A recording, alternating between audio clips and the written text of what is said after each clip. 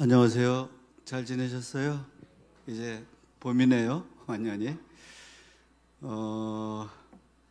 물론 지금 사순절이라서 이제 막 웃고 떠들고 그러는 것 좀 조심스러운 절기인데, 오늘은 우리 지형은 목사님, 정말 모시기 힘든 강사님이신데, 제가 지형은 목사님 신일중학교 선배라는 그 권력을 휘둘러 가지고 우리 모시게 되었습니다. 지형은 목사님은 서울신대를 나오시고 독일에서 경건주의에 대해서 공부를 많이 하시고 책도 쓰시고, 그 다음에 국민일보 종교부장도 하시고, 그 다음에 대관령에서도 목회하시다가 오래전부터 성락 성결교회, 저기 그 뚝섬에 가면은 성수역 뚝섬에 가면 큰 교회가 있습니다. 거기 담임 목사님이시고, 그 성결교 총회장을 지내셨습니다. 그리고 굉장히 교계에서 역할을 참 많이 하시면서 이 혼탁한 한국교회에 그래도 중심을 좀 잘 잡아 귀한 분이십니다. 오늘 목사님께서 신앙의 본질, 일상의 경건과 공적 성화라는 제목으로 말씀을 한 50분까지 해주시고, 한 10여 분 여러분들이 들으시면서 의문 나는 것, 또 같이 나눌 이야기 있으시면은 그렇게 물어보시면 됩니다. 이제 나오셔서 강연하실 테인데 박수로 환영을 해주시기를 부탁드립니다.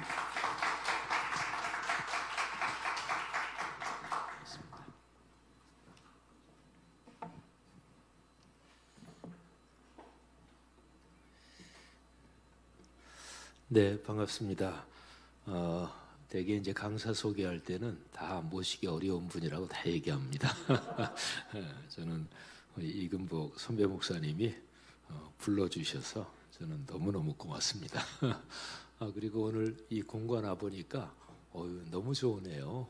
너무 좋고, 저희 교회는, 제가 목회하는 교회는 성수동이니까 뭐 요즘 이제 새롭게 좀 핫플레이스라 그러는데, 서울 시내에서 제일 늦게 개발되는 데죠. 근데 여기 와포이 쪽은 뭐 구도심에서 아주 핵심적인 지역인데, 여기 건물 와보고 아주 참 좋습니다.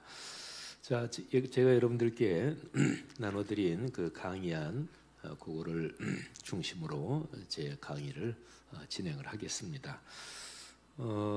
여기 그 제목은요, 신앙의 본질, 일상의 경건과 공적 성화. 이 제목은 제가 잡은 건 아닌데, 우리 이제 이 목사님이나 요거 이제 오거나이징 하는 그쪽에서 저한테 주신 건데, 근데 저한테도 굉장히 아주 마음에 쏙 드는 제목입니다.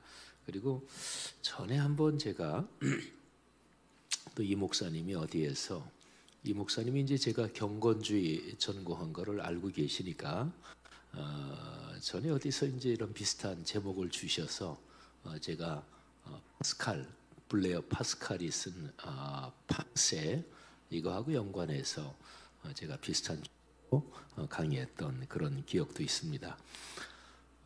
경건주의 그러면 보통 이제 경건이라는 말을 딱 들을 때 그 이제 일반 성도들이 가지는 선입관이랄까요? 그게 뭐 굉장히 엄숙하고 또 아주 그 신앙적으로 엄격하고 뭐 그런 느낌도 얼핏 떠오를 테고요.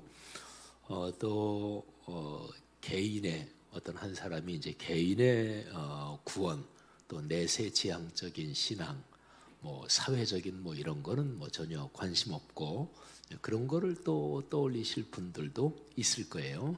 경건, 또 경건주의 이렇게 하면, 그리고 심지어는 이제 신학자들도 경건주의 그러면 건강한 사회, 또 예수 그리스도의 복음, 이 사회와 오늘날의 세계 전체를 새롭게 만들고 세상의 희망, 이런 거하고는 관계가 먼 그러니까 개인의 구원 또 내세 지향적인 신앙 신학자들도 그렇게 인식하고 있는 사람들도 꽤 있습니다. 근데 이제 경건주의는 한마디로 말하면 갱신운동입니다. 그리고 종교개혁이 16세기 1517년에 시작이 됐죠. 근데 종교개혁 이후에 한 100년 정도 더 지나고 1600년대 전반 그리고 경건주의 경건이란 말이 아주 주제화돼 가지고 본격적인 어떤 운동으로 일어난 거는 1600년대 후반 그때 이제 종교 개혁의 정신을 잇는다 이런 것 때문에 이제 경건주의 운동이 일어나는데 경건주의라는 게 굉장히 범위가 광범위한 그런 운동입니다. 여기에 계시는 분들이 교회 역사에 대한 어떤 인식이나 그런 게 어떤지 몰라도 우리 이제 그 근대 쪽에서 얘기하면 복음주의라는 개념이 있어요. 복음주의 이런 얘기 하거든요. 근데 복음주의라는 그 뜻이 사실은 굉장히 광범위합니다. 그래서 복음주의 그러면 뭘 말하느냐 이렇게 하면 사실은 구체적으로 얘기를 한참 더 해야 돼요. 근데 약간은 비슷하게 경건주의가 굉장히 이게 범위가 넓은 운동입니다. 1600년대, 1700년대 그때니까 유럽으로 말하면 루터파, 또 츠빙글리, 칼빈, 존 낙스 이렇게 하는 요즘으로 말하면 이제 장로교 계통 줄기죠. 그쪽 또 이제 감리교의 창시자 그러면 존 웨슬리를 말하죠. 1703년에 태어나신 분이고 1700년대 계속 활동하셨던 분인데 하여튼 1600년, 1700년대 그때 당시로 요즘으로 쉽게 얘기하면 장로교 계통신앙 갈래 그리고 루터파 그리고 장로교 계통은 이제 교회 역사에서 그 당시에는 개혁파 영어로는 리포엄드 처치 또는 독일 말로 레포미어테 이렇게 얘기하는데 하여튼 루터파 개혁파 그리고 로마 카톨릭 이렇게 해서 세 개가 유럽에서는 종교 개혁 이후에 전쟁도 하고 싸움도 하고 그랬지만 유럽이라는 그 지역에서 공적인 신앙으로 나중에 한참 싸우다가 서로가 한쪽을 완전히 다 제압하고 그러지 못하니까 협정도 맺고 그러죠. 그래서 유럽이라는 지역에서는 공적으로 서로가 어쨌든 인정해주는 공인된 신앙이 그 세 가지입니다. 그러니까 루터파, 개혁파, 그리고 로마 카톨릭. 그리고 이제 영국에서는 이제 앵글리칸 처치가 이제 형성이 되죠. 그러니까 이제 영국에서는 이제 앵글리칸 처치가 형성이 되고 나머지는 기독교 갈래라고 하더라도 다 좀 박해를 받고 좀 옆으로 밀리고 그랬습니다. 그래서 이제 그렇게 밀린 사람들이 다는 아니지만 그렇게 밀린 사람들이 아메리카 대륙으로 많이 건너왔죠. 그래서 이제 거기에서 기독교가 상당히 새로운 형태로 또 쭉 이어져 나가고 이제 그러죠. 아무튼 경건주의 그러면 그거는 한마디로 말하면 제2의 종교 개혁 운동이다. 이제 오늘날 교회사 연구에서 완전히 그냥 정설로 이제 정립된 그런 개념이죠. 그리고 갱신 운동이다. 근데 교회와 사회까지 포괄한 갱신 운동이 경건주의입니다. 종교 개혁도 마찬가지고요. 종교 개혁이란 이제 그 단어 우리말로 번역 자체가 사실은 조금 문제가 있습니다. 우리가 오늘날 종교 개혁 이 말을 들으면 이제 이렇게 생각하지요. 통상적으로는 사회에는 정치, 경제, 사회, 문화 또 여러 영역이 있는데 그 중에 종교라는 영역이 있잖아요. 그러니까 개혁 또는 갱신 중에서 여러 영역이 있지만 그 중에 종교 분야의 개혁이다. 우리 이제 보통 사람 들으면 이제 그렇게 생각할 거 아니겠어요? 그러면 1517년에 발생한 종교 개혁을 완전히 이거를 곡해시키는 이제 그런 단어입니다. 만일에 그렇게 이해된다면 종교 개혁이 영어로는 레포메이션, 독일어로 뭐 그 스펠링까지 똑같습니다. 다만 읽는 것만 레포마치온. 근데 1500년대, 1600년대, 1700년대까지도 상당히 라틴어가 식자들이 실제로 쓰는 언어였습니다. 뭐 요즘에는 이제 뭐 카톨릭이든 프로테스탄트 쪽이든 이제 교회 역사 또 이제 학자들이 라틴어를 하는데 라틴어로 뭐 글을 쓰거나 라틴어로 말하고 그러진 않죠. 그냥 라틴어로 된 문서를 그냥 읽고 해독하고 뭐 이 정도로 하죠. 근데 종교개혁 시대는 라틴어가 식자들 세계에서 글도 쓰고 또 실제로 말도 라틴어로 하고 실제로 살아있는 언어였죠. 그러니까 라틴어 그 당시 이제 라틴어로 말한다면 레포마티오 이렇게 되는데, 근데 이 단어 자체는 뭐 영어 레포메이션이 그런 것처럼 그냥 종교라는 뜻은 없습니다. 그냥 개혁, 새롭게 한다 이런 뜻만 있는 거죠. 그러니까 종교 개혁은 실제로 이제 유럽 사회에서 종교 분야만이 아니고 그냥 인간 삶 전체 다 이거를 이제 뒤흔들어 놓고 개혁한 운동이었거든요. 근데 이제 그럴 수밖에 없었던 것이 그 당시는 뭐 종교 그러면은 유럽에서는 기독교죠.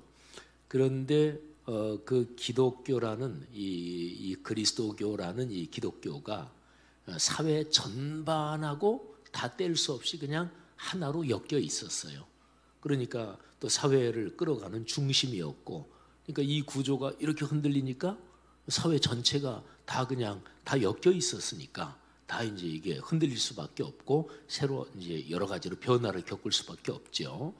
그래서 종교라는 말 자체가 사실은 그 16세기에 일어난 그 개혁 운동에 대해서 이게 오해를 불러일으키는 사실은 그런 운동인 거죠. 근데 이제 유럽 사회에서 기독교 신앙하고 사회의 모든 영역이 다 뗄 수 없이 이렇게 다 짜여져 있었거든요. 근데 요것이 대략 1700년대 한 3분의 1, 한 1700년대 초반까지 거의 그렇게 갑니다. 근데 경건주의는 1600년대 발생하거든요. 그러니까 경건주의라는 운동이 발생했던 그때 1600년대는 유럽 전체 세계에서 유럽이라는 세계에서 기독교라는 신앙하고 사회 전체가 아직까지 분리되지 않고 꽉 짜여져 있었던 때입니다. 그러니까 경건주의 운동이 그건 사회는 상관없고 개인주의적인 내세지향적인 운동이다. 그러면 이미 넌센스인 거죠. 그게 그 시대가 그렇지 않은데, 그리고 이제 유럽에서는 계몽주의가 유럽의 사상 또는 유럽 사람들의 정신 세계를 본격적으로 지배하면서 이제 주류가 되면서 그러면서 이제 경건주의 그러면서 이제 기독교하고 사회의 일반 영역이 나눠지게 됩니다. 근데 이제 계몽주의가 언제부터 본격화되고 그리고 언제부터 유럽 정신 세계에 주도권을 주게 됐느냐, 이거는 학자들에 따라서 조금 차이는 있지만 대략 1730년 그 정도로 보면 좋습니다. 그러니까 뭐 역사라는 게 뭐 이제 어제까지 있다가 뭐 사실은 딱 오늘부터 이렇게 되고 인간 삶이 흐르는 건 그런 건 아니잖아요, 그죠? 그렇기 때문에 어떤 계기, 어떤 사건 이제 그거를 중심으로 해서 요때 뭐 이렇게 이제 인식을 하죠. 종교개혁도 마찬가지입니다. 1517년 그러는데 사실은 1400년대 내내 교회가 이렇게 되면 안 된다. 교회가 새로워진다. 그거는 종교개혁 1517년이라고 우리가 딱 연도를 얘기하는데 그거는 마틴 루터가 비텐베르크의 그 성교회, 그 성이라는 게 이런 캐슬을 말하는 게 아니고 거룩하다 이게 아니고 캐슬이라는 뜻이에요. 슐로스키르게 성교회 정문에다 95개 토론 반박문을 내건 그 날짜 그게 이제 1517년 10월 31일이죠. 이제 그거를 얘기하는데 사실은 그 앞에 100년 전에 내내 개혁 운동이 있었어요. 근데 이제 어떤 계기를 가지고 그러는 거죠.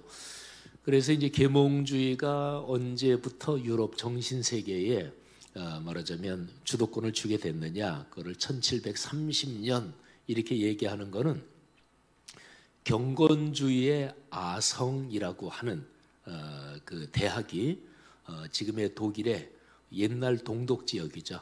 할레라고 있습니다. 그 잘레 옆에 있는 할레인데요. 그 할레에 할레 대학교가 있어요.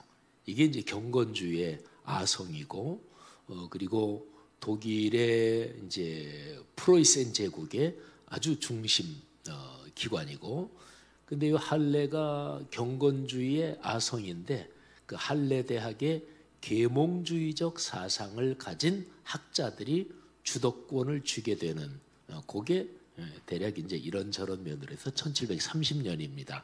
그래서 이제 계몽주의의 본격적인 주도권을 쥐게 되는 해를 1730년 이렇게 보지요. 자, 경건주의를 제가 미리 말씀드리는 이유는 제가 어디 가서 경건주의를 전공했다 그러면서 조금 전에 이제 그렇게도 생각하는데 경건주의의 본질이 사실은 사회 전체까지 포괄하는 근본적인 개혁 운동이다. 뭐 이런 거를 말씀드려야 조금 이게 이해가 쉽고, 그리고 또 오늘 제목 자체가 일상의 경건, 그러니까 일상의 경건 그러면 경건이란 단어에서 그런 느낌을 받을 수 있잖아요. 근데 경건은 근본적으로 하나님의 말씀 앞에서 정직한 거고, 그리고 하나님의 말씀이 개인뿐 아니라 하나님이 창조한 세계 전체에 하나님의 말씀은 영향력을 끼치고 작동한다. 이게 사실은 경건이란 말의 근본적인 의미입니다. 자, 그래서도 이거를 설명드렸습니다. 오늘 제 강의에서 중요한 단어가 3개인데요. 자, 일상, 공적 영역, 그리고 거룩함입니다. 공적 성화가 이제 거룩함이라는 개념이 들은 거잖아요. 근데 요 3가지 단어를 잘 한번 생각하면 기독교 신앙의 본질, 이제 그게 이제 요 3가지 단어로 설명이 될 수 있습니다. 자, 거룩함에 대해서 한번 보겠습니다. 기독교 신앙의 가장 궁극적인 목적이 거룩함입니다. 거룩함에 대한 어떤 명령, 그 하나님의 그 가르침은 구약부터 신약 성경 전체에 흐르는 아주 핵심적인 내용이고요. 그리고 성경 전체에서 우리에게 전하는 아주 일관되는 말씀이 거룩해라 이런 거거든요. 베드로전서 1장 16절에 구약을 인용하면서 이렇게 얘기합니다. 내가 거룩하니 너희도 거룩할지어다. 그렇게 성경 말씀에 기록되었다. 베드로전서가 쓰일 때쯤에는 신약의 여러 문서가 이미 기록은 됐을 텐데 이게 그런 문서들이 정경으로 아직 확정은 안 됐던 때고, 근데 구약은 이미 거의 모든 게 이렇게 세팅이 됐을 때입니다. 근데 이제 베드로전서 1장 거의 16절에서 구약을 인용해요. 그게 바로 그 밑에 써놓은 겁니다. 레위기 말씀이에요. 나는 너희 하나님이 되려고 너희를 애굽 땅에서 인도하여 낸 여호와라. 내가 거룩하니 너희도 거룩해라. 근데 이제 여기에 제가 그냥 한 구절만 인용했는데 구약에서요, 하나님이 이스라엘 민족을 애굽에서 끌어냈다. 근데 목적이 뭐냐? 근데 모세가 바로한테 이렇게 얘기합니다.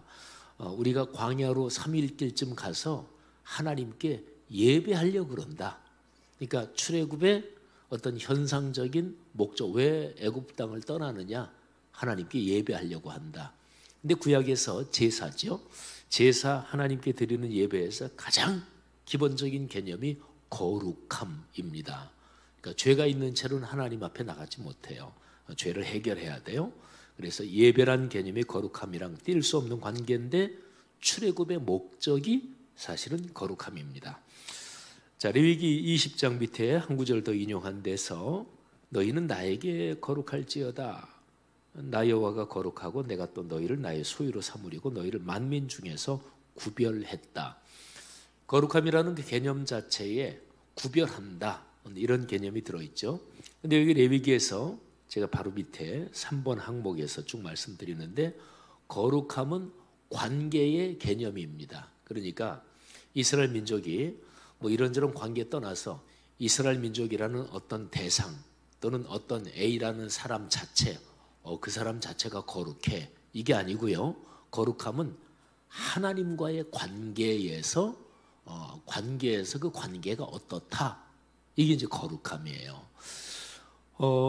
예를 들어서 사랑에 대해서 이야기를 한다면 사랑 그러면 뭐 추상적으로 또 일반적으로 사랑을 어떻게 정의할 수 있겠죠. 근데 사랑이라는 것은 어떤 한 사람, 그 사람은 사랑이 충만해 이렇게 얘기할 수 있는 게 아니고 사랑이 관계의 개념이잖아요. 그러니까 내가 누구를 사랑한다.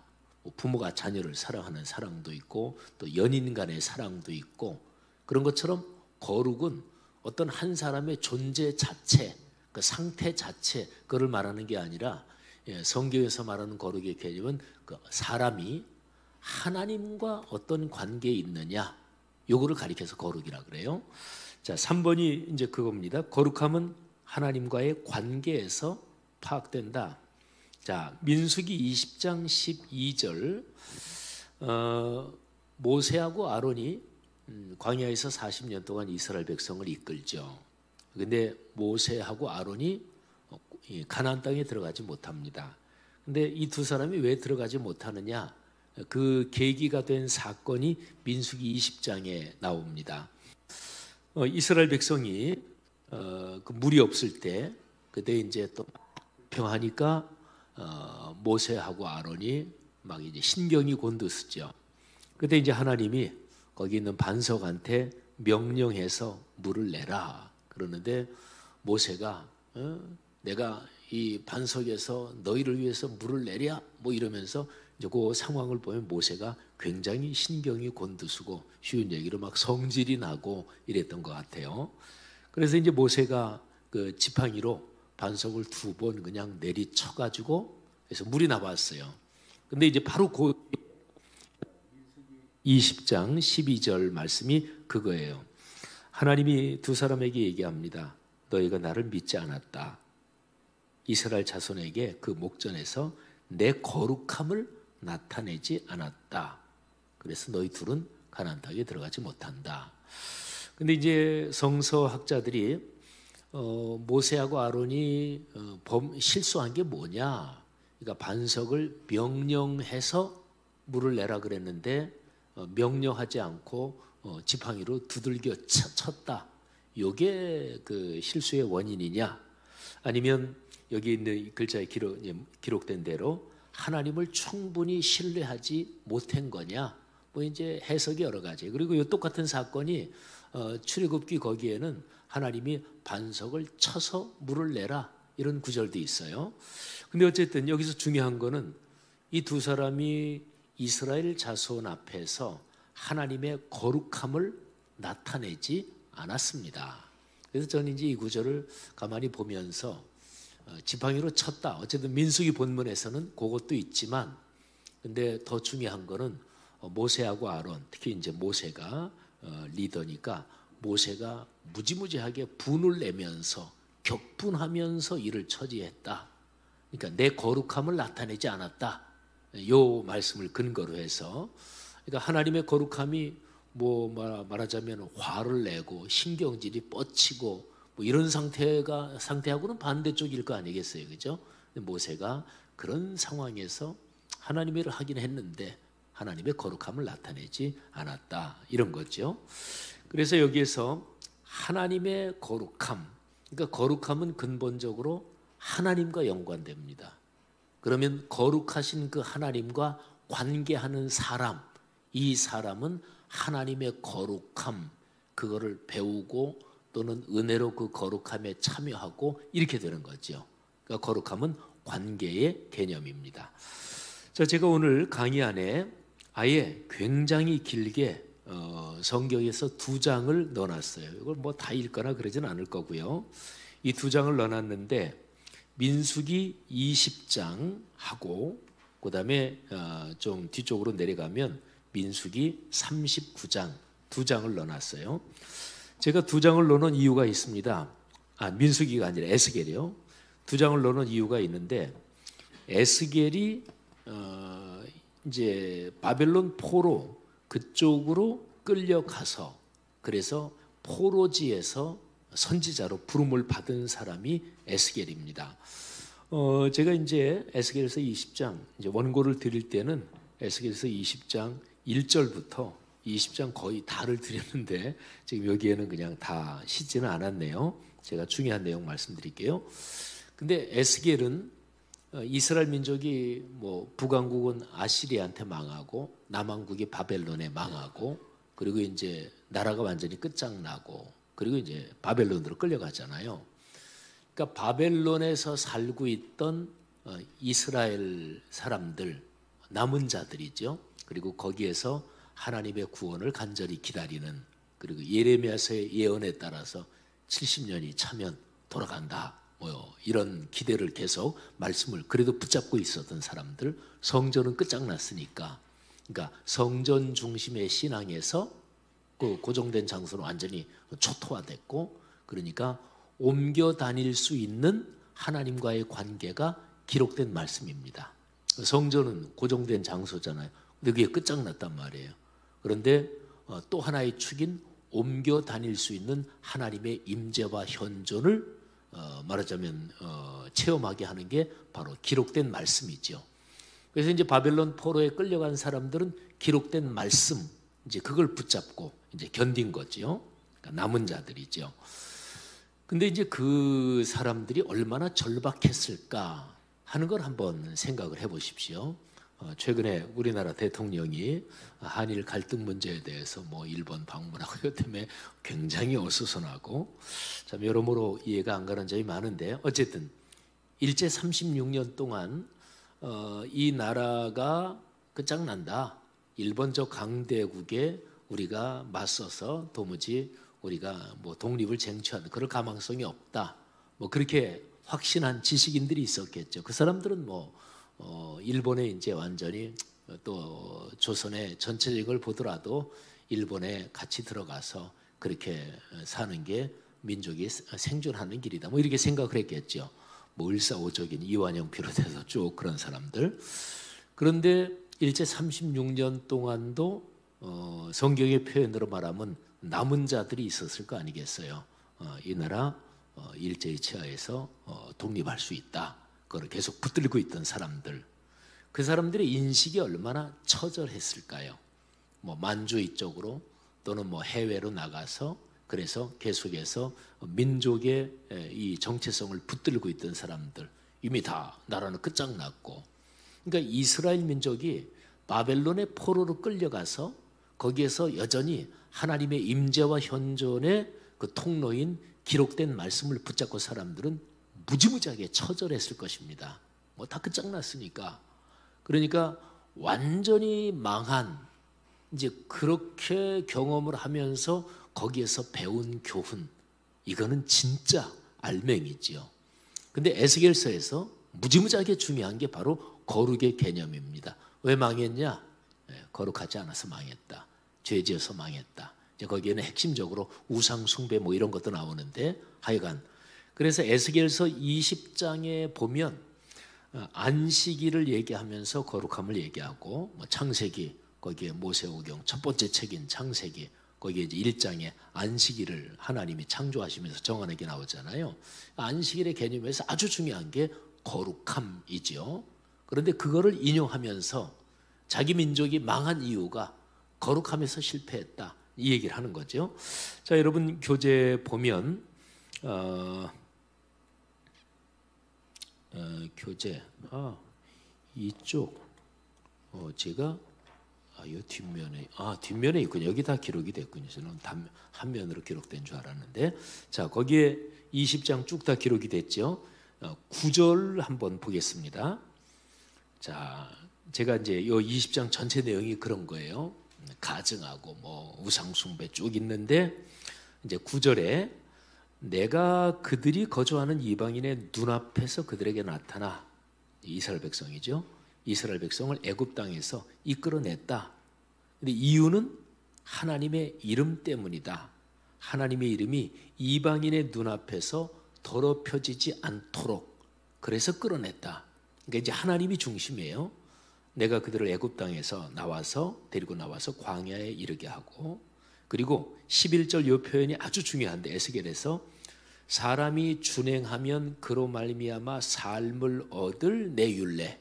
그러니까 하나님의 말씀은 그대로 준행하면 말씀이 삶이 되도록 그렇게 순명하면 그것으로 말미암아 삶을 얻는다, 생명을 얻는다, 또 민족의 생존이 이어진다.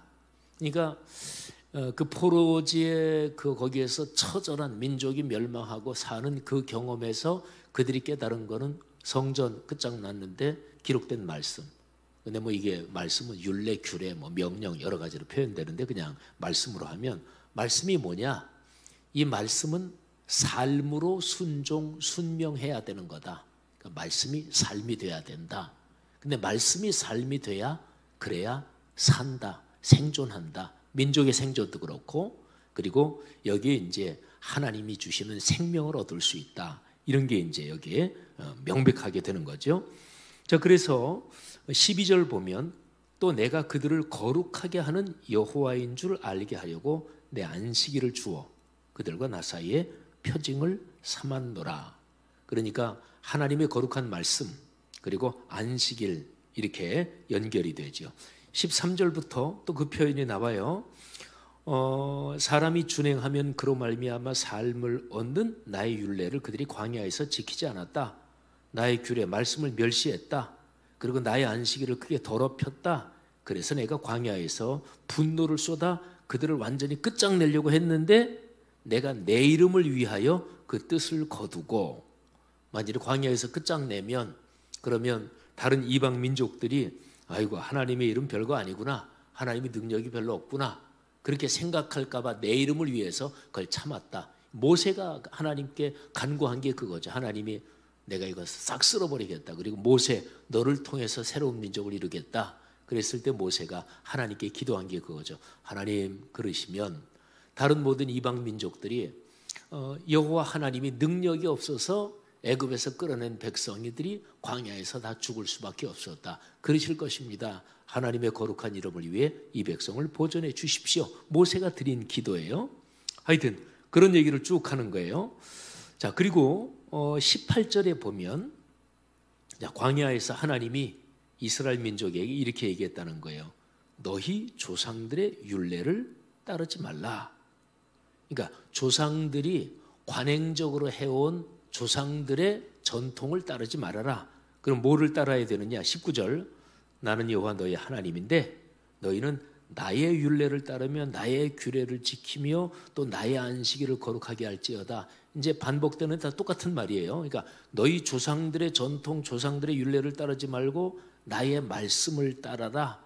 그게 이제 안식이라고 뗄 수 없이 연결되어 있는 거죠. 자, 이것이 나와 너희 사이에 표징이 되어 내가 너희 하나님 여호와인 줄 너희가 알게 될 것이다. 자, 어쨌든 여기에 에스겔서 20장에서 아주 중요한 건 뭐냐면 하나님 앞에서 거룩하지 않았기 때문에 우리 민족이 끝장났다. 그러면 다시 회복하는 길은 하나님 앞에 거룩함을 회복하는 길이다. 그런데 그 핵심이 뭐냐? 바로 안식일. 그래서 이스라엘 민족이 포로지에서 돌아와서 정확히 말하면 70년 만에 돌아오지 않아요. 한 40여 년, 그 50년 그 사이에 1차 포로 교환이 있고 쭉 이제 돌아오죠. 70년은 제2성전이 다시 작게나마 준공되는 것까지 하면 이제 이게 한 70여 년 되는데, 근데 포로지에서 돌아온 예루살렘으로 다시 돌아온 이스라엘 민족이 안식일 그리고 이방 민족들이랑 결혼하는 거 이거를 무지무지하게 철저하게 금지하고 안식일 준수를 무지무지하게 승부를 겁니다.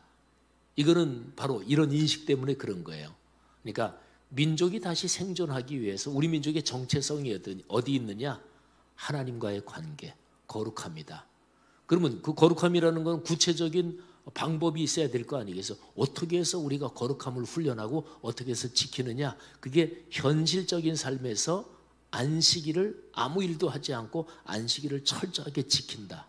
사람은 정신적인 어떤 생각이 훈련되려면 아주 구체적으로 신체적으로 또는 눈에 보이고 손에 잡히는 어떤 그런 툴을 가져야 돼요. 사람에 따라서 그러지 않는 사람도 있을 수도 있어요. 눈에 보이고 이런 거 전혀 안 하고 형식이죠. 그러니까 내용과 형식인데 내용이 정신적인 인식, 어떤 뭐 믿음 이런 게 전부 다 눈에 안 보이는 거잖아요. 근데 그런 거를 뭐 현실적인 눈에 보이는 형식 같은 거 없어도 그냥 그렇게 훈련하는 사람도 있을 수가 있겠죠. 근데 일반적으로는 어떤 형식이 필요합니다. 그러니까 안식일 날 일하면 안 된다. 안식일은 하나님 말씀 낭독하는 거 듣고 말씀 묵상한다. 그러면서 우리가 하나님 앞에서 하나님의 피조물임을 다시 기억한다. 말하자면 형식이 필요한 거죠.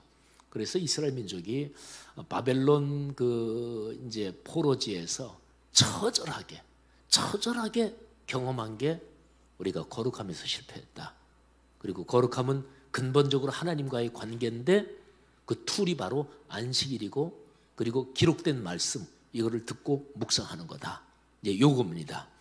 그리고 이제 그 하나님과의 관계에서 거룩함 이게 뭐 각 사람이 이제 안식일 지키고 말씀 듣고 뭐 이 정도가 아니라 이게 이스라엘 민족 전체 이스라엘 민족 한 사회로 볼 때 이 사회 전체에 하나님의 거룩함이 이게 반영되고 작동돼야 된다.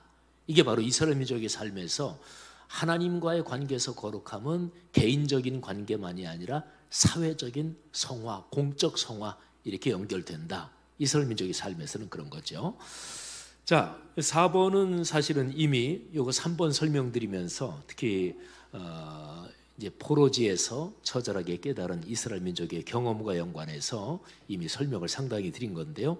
거룩함은 구체적으로 말씀과 연관된다. 자, 신약의 이제 표현으로 보면 요한복음 17장은 예수님께서 17장 전체가 기도문이에요. 근데 요한복음의 이야기 구조가 어떻게 되냐면 13장에서 예수님이 최후의 만찬 식사를 하십니다. 그리고 14, 15, 16 이 세 장은 예수님이 최후의 만찬 식사를 하시고 긴 말씀이 4, 5, 6, 14, 15, 16에 있어요. 그리고 긴 말씀을 끝내고 그거를 마무리하시면서 예수님이 17장 전체는 기도문이에요. 예수님이 직접 하신 기도가 그렇게 길게 실려 있는 성경에 여기밖에 없어요. 예수님은 그 17장의 기도에서 제자들 그리고 뒤에 이어질 교회 공동체를 위해서 기도하시는 거예요. 그래서 이 기도를 대제사장의 기도 이렇게도 표현해요. 구약에서 대제사장이 하나님과 백성 사이를 중개하면서 말하자면 그렇게 기도 드리고 뭐 죄도 제사 집전도 하고 그러잖아요. 예수님이 간절히 기도하십니다. 그리고 이제 18장 가면 자 우리 가자. 그리고 이제 겟세마네 동산으로 가셔서 기도하시다가 체포되시고 뭐 또 십자가에 달려 돌아가시고 이렇게 진행되죠. 그러니까 요한복음이 맥락에서 이제 쭉 이어지는 게 굉장히 중요한데 17장의 기도가 무지무지하게 중요하죠. 근데 17장에서 아주 중요한 말씀이 바로 여기 19절입니다. 자, 예수님이 기도문이에요. 기도하시면서 하나님께 이렇게 기도하는 거예요. 아버지, 내가 이 제자들 그리고 이 뒤에 쭉 이어질 교회 공동체가 사실은 중보 기도하는 대상인데 그들을 위해서 내가 나를 거룩하게 합니다. 이는 그들도 진리로 거룩함을 얻게 하기 위해서입니다. 그런데 이거 참 생각해 보세요. 예수님이 제가 저를 거룩하게 합니다. 아까 거룩이 관계의 개념이라 그랬잖아요. 그건 예수 그리스도 그분에게서도 마찬가지입니다. 그러니까 그분이 아버지 제가 저를 거룩하게 합니다. 그 얘기는 하나님 아버지의 말씀에 순명하는 거예요. 제가 순명이라는 단어를 지금 여러 번 썼는데요. 순명이라는 단어에서 순자는 따라 죽을 순자. 옛날에 임금이 있던 때에 임금이 죽으면 그 시종들을 산채로 그냥 같이 묻는 장례 제도가 있었는데 그걸 순장이라 그러죠. 그때 쓰는 순자가 따라 죽을 순자예요. 그리고 명자는 목숨명 또는 말씀의 명령할 때 명자, 그래 순명. 이렇게 한자를 쓰면 요거는 국어사전에 안 나와요. 등재가 안 된 단어예요. 근데 저는 이 순명이라는 단어를 아주 좋아합니다. 근데 이 순자에 따라 죽을 순자 말고 그냥 따를 순자 이렇게 쓰면 이제 국어사전에 나와요. 근데 저는 따를 순자보다 따라 죽을 순자, 순명. 이거는 이제 하나님의 뜻에 우리 자신의 존재 전체를 바친다. 이런 거죠. 그러니까 예수님이 지금 아버지 하나님께 기도하면서 아버지 제가 저를 거룩하게 합니다. 그 얘기도 아버지와의 관계에서 아버지의 뜻에 순명한다는 거예요. 그는 바로 이어지는 겟세마네 동산에서 기도해서 나타나죠. 그러니까 예수께서 아버지의 뜻에 십자가로 걸어 들어가는 길에 순묘한다. 그게 바로 예수 그리스도한테 거룩해지는 길이에요. 하나님과의 관계, 거기에서 순종하는 거니까. 근데 그렇게 하는 이유는 이 제자들, 교회도 이들도 거룩해지게 만들기 위해서입니다. 근데 이들이 어떻게 거룩해지냐? 진리로 거룩함을 얻게 됩니다. 진리는 하나님의 말씀을 말하죠. 그러니까 거룩함은 구체적으로 하나님의 말씀에서, 그러니까 하나님과의 관계를 우리한테 현실적으로 보여주고 현실적으로 그렇게 관계 맺도록 하는 그 가시적인 게 하나님의 말씀입니다. 아주 더 구체적으로 얘기하면 성경책이라고 얘기하면 더 좋습니다. 이거는 보이잖아요, 그죠? 우리한테 현재 문서로 있고, 그러니까 이 성경책에 있는 이 말씀이 하나님과의 관계에서 우리를 하나님과 맺어주는 그 통로죠. 저희 아버지 어머니가 이제 다 소천하셨는데요. 저희 아버지 어머니는 예수를 전혀 안 믿던 분이셨는데, 제가 고등학교 1학년 때 저희 형제간이 4남매인데 위로 누님 계시고, 그리고 제가 아들로는 맞이고, 그리고 밑으로 여동생, 제일 막내가 남동생입니다. 근데 제가 고등학교 1학년 때 집안에서 아주 예수 아무도 안 믿었는데, 이제 제가 먼저 동네에 있는 교회 나갔어요. 그리고 이제 나중에 형제간도 나가고 아버지 어머니도 나중에는 이제 늦게야 나가셨어요. 그리고서 이제 다 예수 믿고 지금은 다 돌아가셨는데, 근데 저희 아버지 어머니 그분들이 이제 예수를 믿고 뭐 이제 쭉 그렇게 되면서 이제 제가 이제 마음속에 굉장히 많이 감사했죠, 하나님께. 근데 그분이 이제 두 분 다 돌아가셨단 말이에요. 그러면 저는 아버지 어머니를 더 이상 뭐 살아계신 모습은 못 뵀잖아요. 근데 제가 아버지 어머니를 참 감사하는 이런저런 게 있고 추억하잖아요. 근데 아버지 어머니께서 살아계실 때 어떻게 하신 거 이런 것도 그러지만 그분들이 하신 말씀, 그거를 제가 이제 기억을 하죠. 자, 저희 아버지 어머니는 뭐 저희 부모님이니까 같이 이제 성장 과정에서 이런저런 사건들도 기억나죠. 근데 예를 들어서 안도산 선생, 도산 안창호 선생, 저는 그분을 뵌 일도 없고 그분하고 같이 뭐 식사한 일도 없고, 그러면 제가 안도산 선생 그분에 대해서 그분이 감사하다 이렇게 하는 거는 그분이 남긴 말씀, 그분의 써진 책 이런 거잖아요, 그죠? 뭐 백범 김구 선생 하면은 백범 일지, 그분이 남긴 그 자서전 같은 그 책. 그러니까 안도산 선생이나 백범 선생의 남기신 말씀, 이거를 통해서 저는 그분들의 인격을 경험하는 거잖아요. 그러니까 거의 이렇게 얘기하면 좋습니다. 하나님, 내가 하나님을 사랑한다. 또는 하나님께 그분의 뜻에 따른다. 그러면 구체적으로 그게 뭐예요? 그러니까 하나님은 눈에 안 보이시는데, 근데 하나님의 뜻을, 또 하나님의 인격을, 또 하나님의 어떤 섭리를 우리에게 전달해 주는 통로가 말씀인 거죠. 그러니까 이 말씀이 바로 하나님의 거룩함을 우리가 접하고, 또 우리가 그분의 뜻에 순명해서 우리도 거룩함을 얻게 되는 이제 그런 거죠. 사도행전 20장 31절에는 사도 바울이 3번에 걸친 전도 여행을 마치고 이제 예루살렘으로 올라갑니다. 근데 에베소에서부터 이제 예루살렘으로 올라가는데, 그때 사도 바울이 이런 얘기를 해요.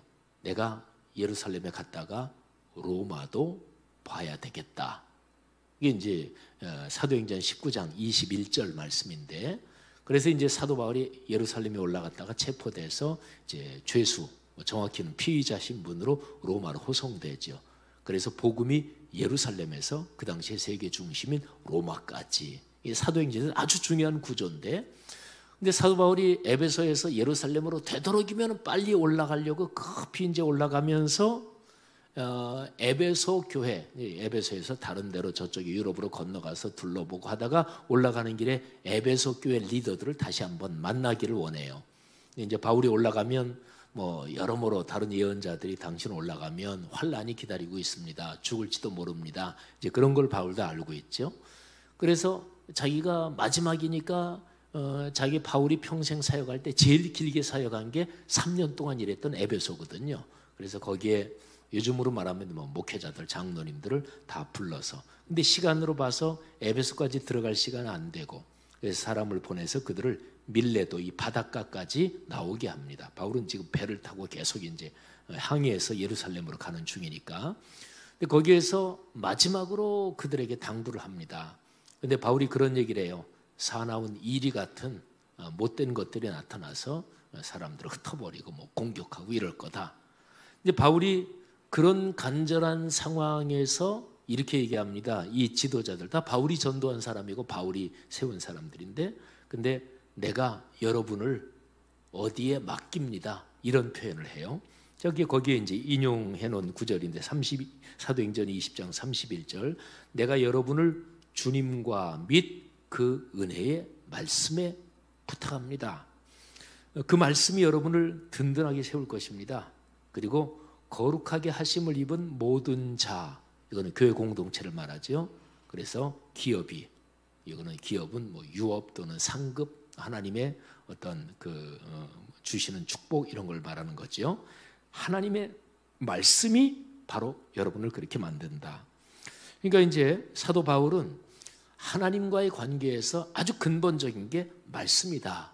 뭐 이렇게 얘기를 하는 거죠. 자, 마지막 5번. 여기는 성경에서 가르치는 거룩함이라는 개념은 개인의 영역에서 시작되며 공적 영역으로 이어진다. 자, 로마서 말씀, 요거는 그냥 그렇게 참고하시고, 고린도전서 말씀도 아내가 먼저 믿고 남편이 안 믿는데, 그런데 아내가 잘 믿으면 아내 때문에 남편이 거룩하게 된다. 이제 거룩함이 어떤 한 사람이 하나님과의 관계에서 거룩하면 그게 다른 사람한테 이렇게 연결된다. 그런 거죠. 근데 로마서 12장 1절이 아주 중요합니다. 너희 몸을 하나님이 기뻐하시는 거룩한 산 제물로 드리라. 로마서 12장 1절이 예배에 대한 구절이라고 볼 수 있는데요. 저 유명한 요한복음 4장 24절, 하나님은 영이시니 영과 진리로 예배해라.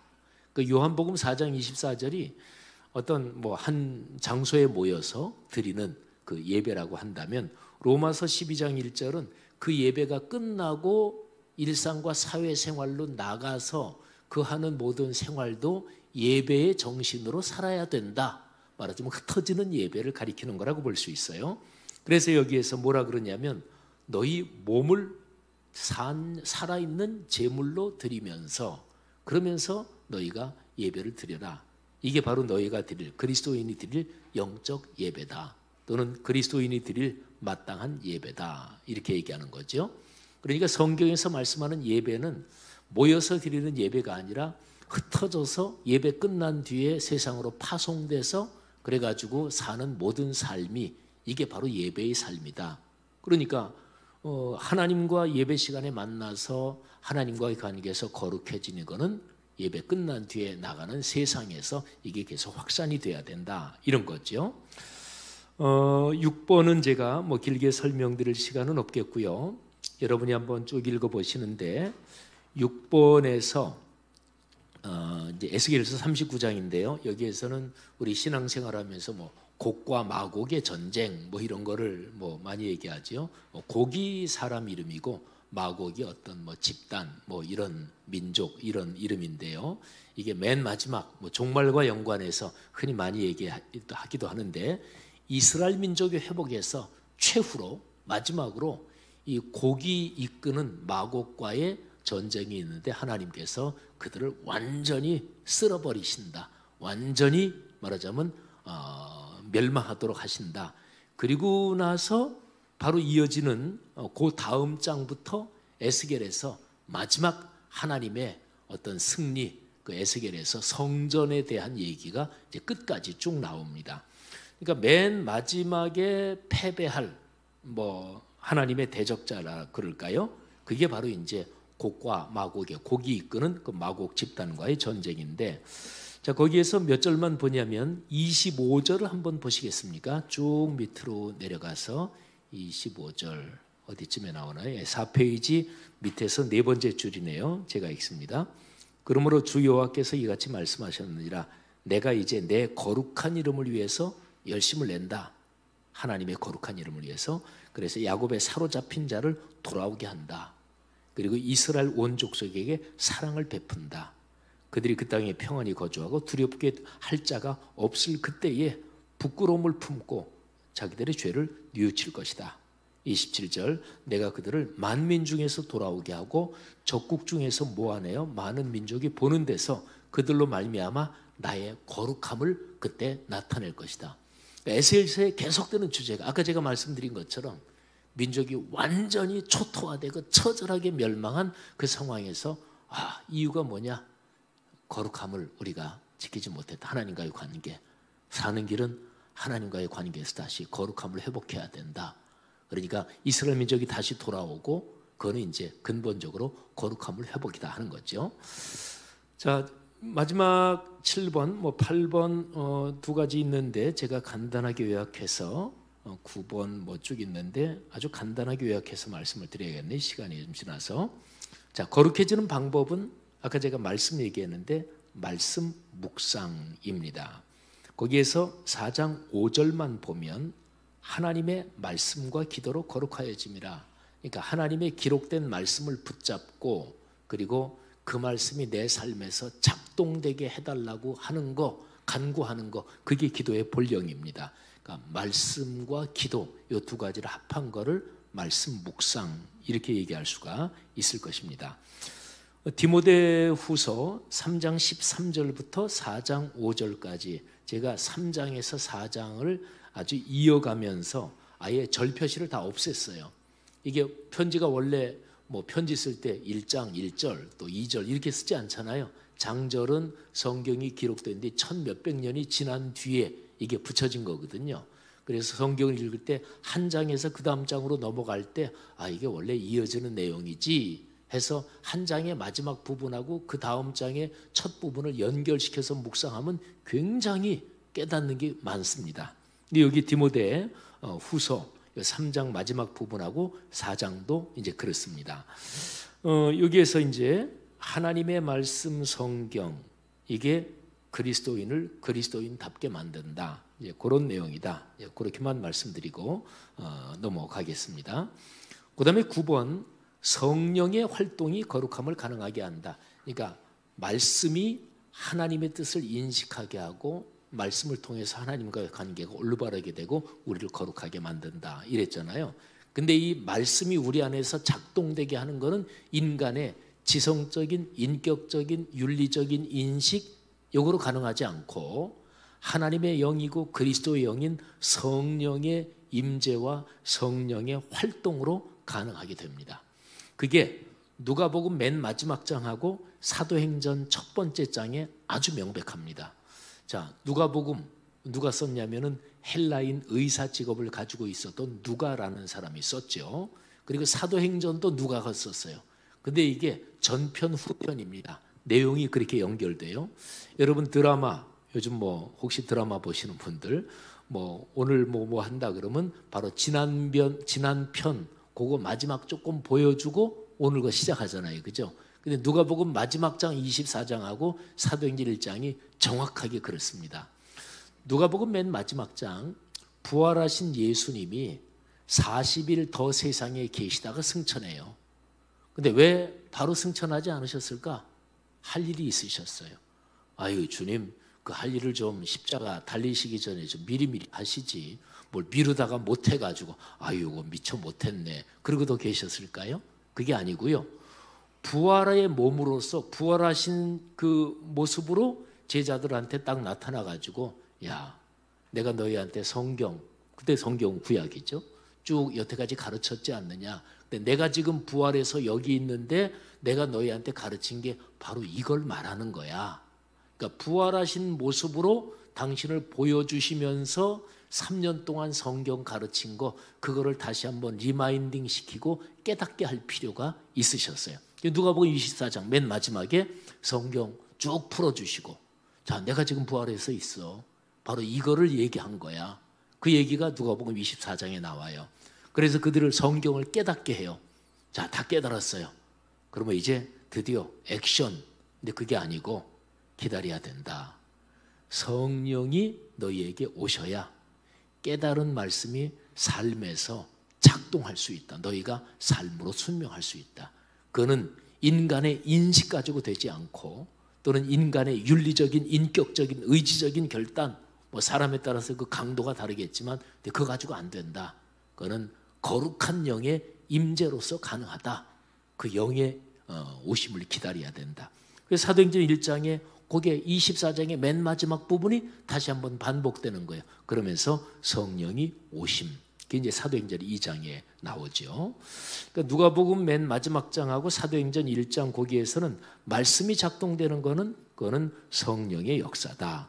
그래서 10번 일상과 인격의 변화, 그게 성령이 역사하셔서 일상과 인격이 변하면서 그러면서 그게 공적인 영역으로 확대될 수밖에 없는 거죠. 또 그렇게 잘 살펴서 공적인 영역, 내가 사는 사회, 이게 거룩하게 변화되도록 헌신해야 되는 거죠.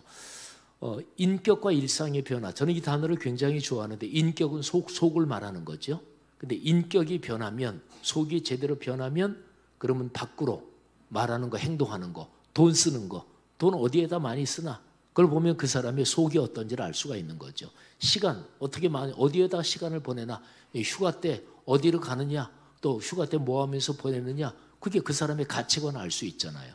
그러니까 인격의 변화는 속 사람의 변화고, 그리고 일상의 변화는 그 사람이 실제로 사는 거.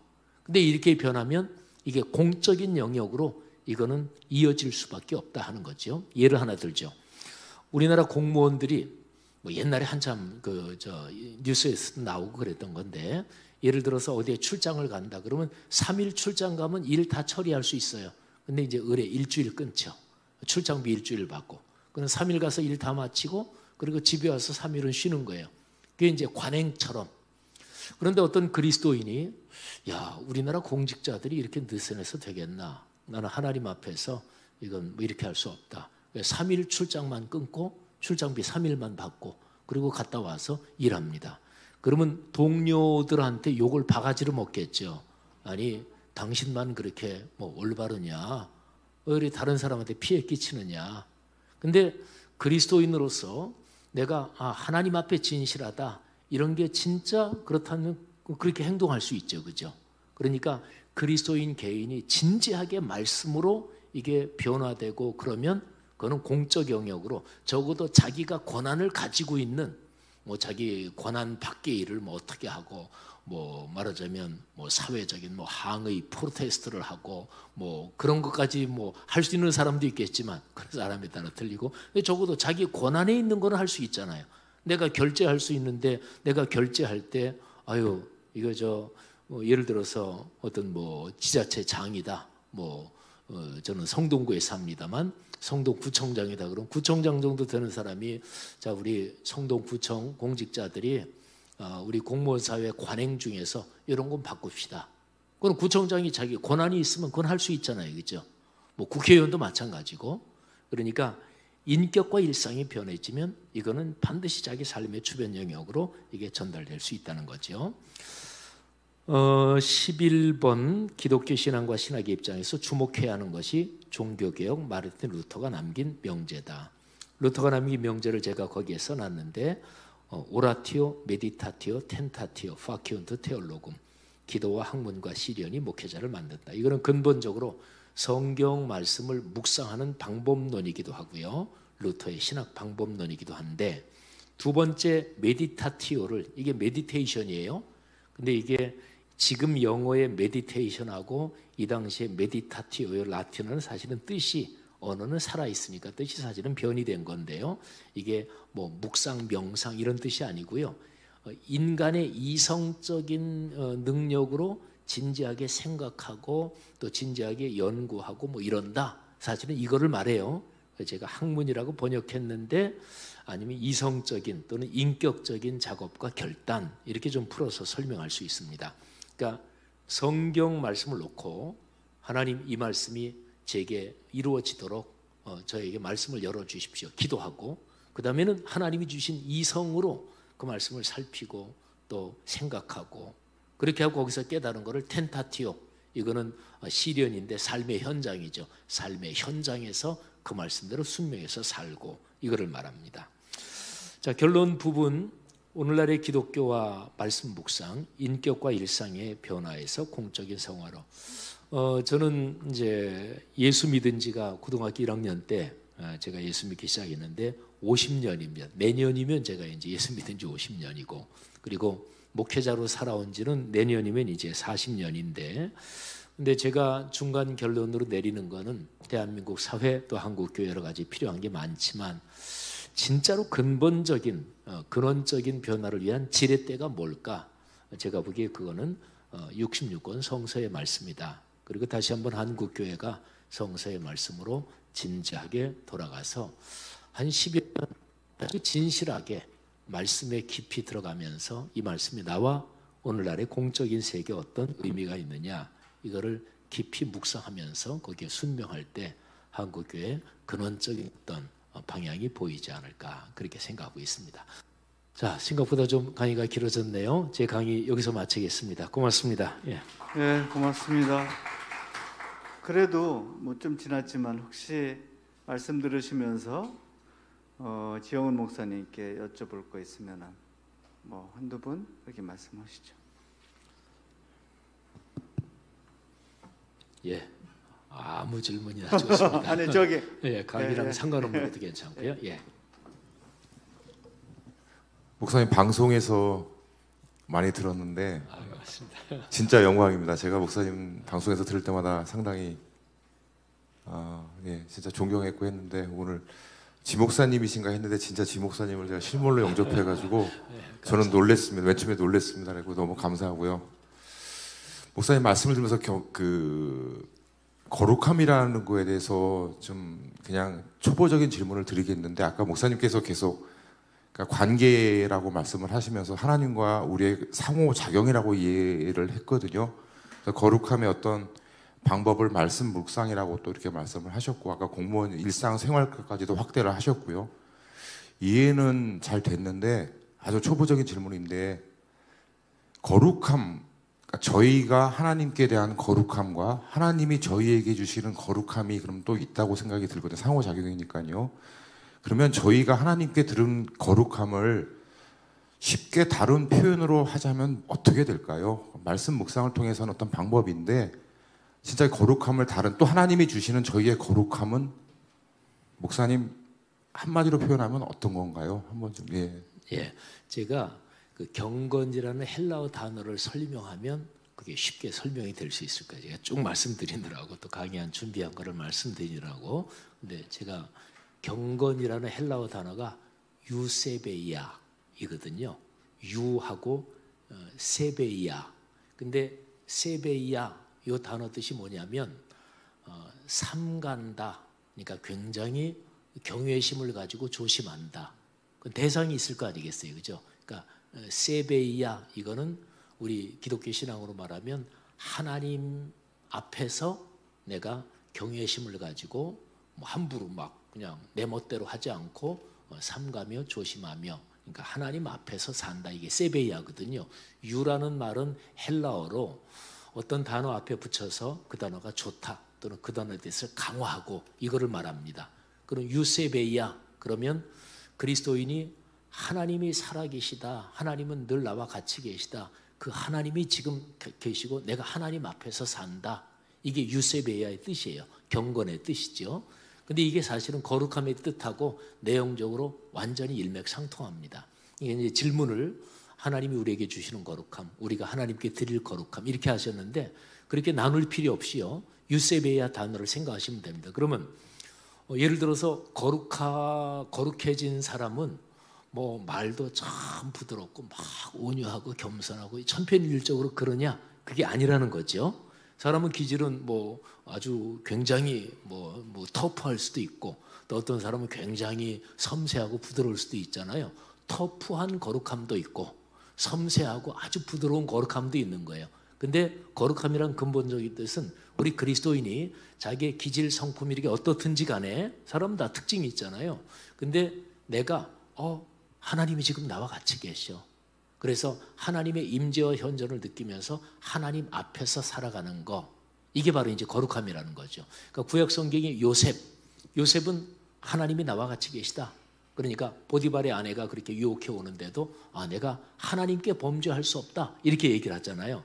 그리고 이제 아까 제가 공직자 돈 문제 얘기했는데 돈 문제도 내가 이거 뭐 안 보면은 그냥 이렇게 할 수 있는데 근데 보고 계시는 분이 있는 거죠. 그게 바로 하나님이 지금 나와 같이 계신 거예요. 그러니까 우리 그리스도인은 늘 하나님 앞에서 산다. 그게 종교개혁자들이 얘기한 코람 데오입니다. 데우스 라틴어로 하나님이 신이란 말이고 코람 이게 전치사인데 뭐뭐 앞에서 그런 뜻이에요. 그래서 이제 코람 데오 이게 바로 하나님 앞에서 이런 뜻이거든요. 그게 종교개혁자들이 무지무지하게 강조한 거거든요. 그러니까 유세베야 하나님 앞에서 산다. 뭐 이게 근데 하나님 앞에서 산다. 이거를 우리 옛날 분들이 나이 드신 분들이 신전의식 그랬어요. 하나님 신 앞전자 신전의식. 그러니까 하나님 앞에서 산다. 이거를 옛날 어른들이. 근데 어떻게 하면 신전의식을 가질 수 있을까요? 그게 바로 하나님의 거룩한 말씀을 묵상하면서 주님의 임재와 현존을 자꾸 이제 더 민감해지고 느끼는 거죠. 그러니까 주님은 안 보이잖아요. 영이시니까. 예를 들어 하나님 사랑합니다. 그러면 하나님 사랑하는 증거가 뭔데? 어떻게 사랑해? 그러면 뭐 일반 도덕윤리적인 얘기도 할 수 있겠죠. 근데 그거는 사실은 결과적인 거고 하나님 사랑한다. 진짜 하나님 사랑하는 거 맞아? 그러면 증거 보여봐. 그러면 나는 하나님이 주신 계시의 말씀, 이 말씀을 읽고 묵상하면서 이 말씀에 나타난 하나님의 뜻대로 나는 살려고 의지적으로 인격적으로 결단하고 그리고 성령의 도우심을 구하면서 살아간다. 그러니까 말씀이에요. 그래서 신명기 쉐마 구절이 있잖아요. 신명기 6장 4절부터 9절 이스라엘아 들으라. 너 하나님 여호와는 오직 한 분인 여호와시니 근데 거기에 마음과 뜻과 목숨을 다해 여호와를 사랑하라. 그리고 그 뒤에 나오는 게 이 말씀을 너는 가르치고 또 내 손목에 메어 기호를 삼고 그러니까 여호와를 사랑하라. 그러고 나서 바로 말씀에 대한 얘기가 나와요. 그러니까 하나님을 사랑하라. 눈에 안 보이는데 어떻게 사랑해요? 그 구체적인 거는 바로 기록된 말씀 이거를 붙들고 산다 이런 거죠. 그러니까 유세베야라는 그 단어를 그렇게 예를 들어서 제가 이제 제가 이제 목사로 살아가면서 이제 후배들이나 다른 친구들이 있을 때는 우리 여러분도 다 그렇고 좀 편하잖아요. 근데 거기에 굉장히 존경하는 선생님이 오셨다. 그러면 마음가짐도 좀 이렇게 몸가짐도 그럴 거 아니겠어요. 예를 들어 제가 친구들이랑 카페에 앉아서 얘기하면 편하게 한쪽에 팔도 걸치고. 근데 우리 중학교 대선배님이신 이근복 목사님이 같이 계시던데 제가 팔 이렇게 걸치고 그렇게 있지는 않잖아요. 선배님이 앞에 계시고 또 존경하는 선생님이 계시고 그러면 그러니까 실제로 그런 것처럼 하나님이 지금 나와 계시다. 하나님의 임재와 현존을 체험하는 그리스도인의 감성 이게 중요한데 그거는 늘 말씀 묵상을 훈련하면 그게 그렇게 될 수밖에 없다. 이런 거죠. 하여튼 유세베야. 감사합니다. 예, 오늘 귀한 말씀해 주신 우리 지영은 목사님께 다시 한번 감사 인사를 감사합니다. 고맙습니다. 그리고 오늘 7강을 마치겠습니다. 다음 8강 이제 3번 남았네요. 8, 9, 10. 다음 8강은 여러분들 안수지 집사님이 권사님이시기 때문에 이제 교회 젊은이들을 어떻게 이해하느냐가 중요하잖아요. 새로운 세대, 우리 MZ세대 이렇게 얘기하는데 도대체 새로운 세대를 어떻게 이해하고 그들에게 접근할 수 있는 건지에 대해서 다음엔 두 분이 강연을 하겠습니다. 한 목사님하고 한희준 목사님하고 우리 김성현 간사하고 그래서 조금 이제 나이 든 청년들하고 사역하는 한희준 목사님, 그 다음에 구체적으로 젊은 세대인 김성현 전사님이 그렇게 두 분이 하겠습니다. 그럼 일주일 동안 잘 주 안에 지내시고 부활절 지나고 또 4월 18일 날 여러분 뵙겠습니다. 안녕히 들어가세요. 고맙습니다.